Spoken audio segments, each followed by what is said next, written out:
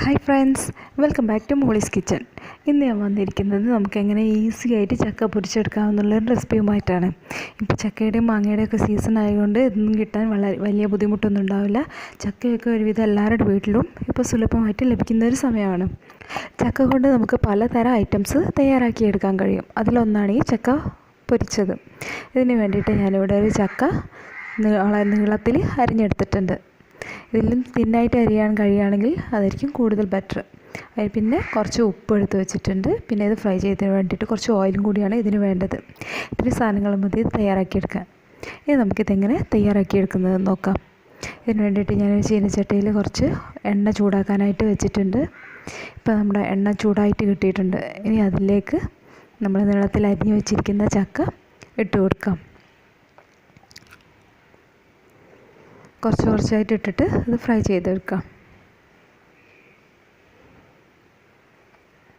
ചക്ക ഫ്രൈ ചെയ്യാൻ വേണ്ടി അതിലേക്ക് ഇട്ട് കൊടുത്ത ശേഷം ഇടയ്ക്കിടയ്ക്കൊന്ന് തവി വെച്ചൊന്ന് ഇളക്കി കൊടുക്കാം.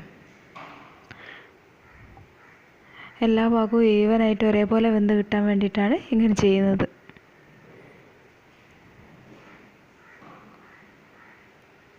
ഇപ്പോൾ നമ്മുടെ ചക്ക ഇവിടെ ഏകദേശം ഒരു ഗോൾഡൻ ബ്രൗൺ നിറത്തിലേക്കായിട്ട് വന്നിട്ടുണ്ട്.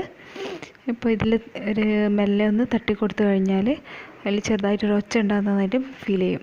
ഈ ഒരു സമയത്ത് നമുക്കിത് എണ്ണയിൽ നിന്നും കോരി മാറ്റാം. ഇപ്പോൾ അത് റെഡി ആയിട്ടുണ്ട്. കോരിയെടുക്കുകയാണ്. ഇത് കോരിയെടുത്ത ശേഷം നമുക്ക് അടുത്ത ട്രിപ്പ് ചക്ക ഇട്ടിട്ട് ബാക്കി പൊരിച്ചെടുക്കാം.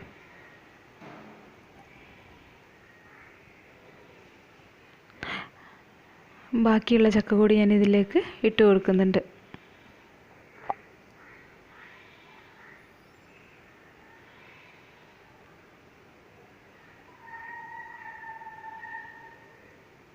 ഇതും അതുപോലെ തന്നെ ഫ്രൈ ചെയ്തെടുക്കാം. ഈ ചക്ക ഇപ്പോൾ റെഡി ആയിട്ട് കിട്ടിയിട്ടുണ്ട്. ഇന്ന് നമുക്കിതിൽ നിന്ന് കോരിയെടുക്കാം.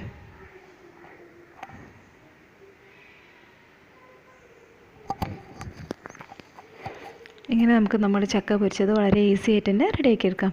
ഇനി ഇതിൽ ചൂടാറുന്നതിന് മുമ്പ് തന്നെ ഇതിലേക്ക് കുറച്ച് ഉപ്പ് ഡസ്റ്റ് ചെയ്ത് കൊടുക്കാം.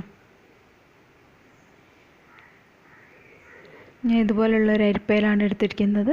ഇതിലേക്ക് കുറച്ച് ഉപ്പ് തട്ടി കൊടുക്കുന്നുണ്ട്. ഇത് ജസ്റ്റ് ഒന്ന് തട്ടിയെടുക്കാം. ഇപ്പോൾ ഉപ്പ് എല്ലാ ഭാഗത്തും എത്തിക്കിട്ടും. ഇനി ഇതുപോലുള്ളതല്ല, വലിയ ഓട്ടപാത്രം ഉണ്ടെങ്കിൽ അതിലേക്ക് ഇട്ടിട്ട് നന്നായിട്ടൊന്ന് ഉപ്പ് തട്ടി കൊടുത്താലും മതിയാവും. ഇപ്പം നമ്മുടെ ചക്ക പൊരിച്ചത് ഇവിടെ റെഡി ആയി കഴിഞ്ഞു. നിങ്ങൾക്ക് എൻ്റെ വീഡിയോ ഇഷ്ടമായിട്ടുണ്ടെങ്കിൽ ലൈക്ക് ചെയ്യുക, സബ്സ്ക്രൈബ് ചെയ്യുക. സബ്സ്ക്രൈബ് ചെയ്ത് അതിനടുത്തുള്ള ബെല്ലൈക്കൺ കൂടി ഒന്ന് ക്ലിക്ക് ചെയ്യുകയാണെങ്കിൽ ഞാൻ വീഡിയോ അപ്ലോഡ് ചെയ്യുന്ന സമയത്ത് തന്നെ നിങ്ങൾക്ക് ലഭിക്കുന്നതായിരിക്കും. നിങ്ങൾക്ക് എൻ്റെ വീഡിയോ ഇഷ്ടമായിട്ടുണ്ടെങ്കിൽ നിങ്ങളുടെ കൂട്ടുകാരിലേക്ക് ഷെയർ ചെയ്ത് കൊടുക്കുകയും ചെയ്യുക. Thanks for watching.